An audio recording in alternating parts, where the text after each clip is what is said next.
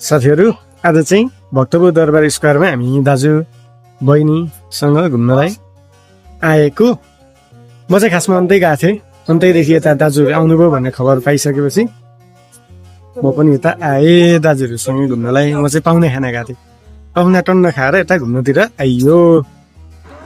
मैले चाहिँ माइक निकालेर त्यत्तिकै बोल्दै ब्लग बनाउन अल्छी लागेर लाज लागेर भनौँ न, सुरु हो नि त।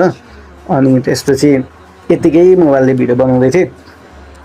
अनि यहाँनिर चाहिँ मन्दिरहरू जस्तो देखिँदो रहेछ। यो के हो थाहा छैन, मन्दिरै भन्छ होला भन्न त होइन, के भन्छ त्यो चाहिँ टक्कसँगले भिडियोहरू क्याप्चर गर्दै यसो म हिँड्छु घरिघरि होइन। अनि भान्जीले भिडियो बनाइदिने।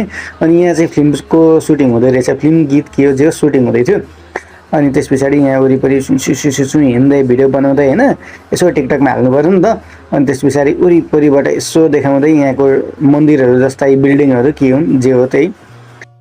एकदमै एकदमै एकदमै राम्रो राम्रो ठाउँ छ। यहाँ कला चाहिँ एकदमै दामी दामी कला देखिन सकिन्छ, मूर्ति कला, वास्तुकला, के कला, सबै कला यहाँ देख्न सकिन्छ।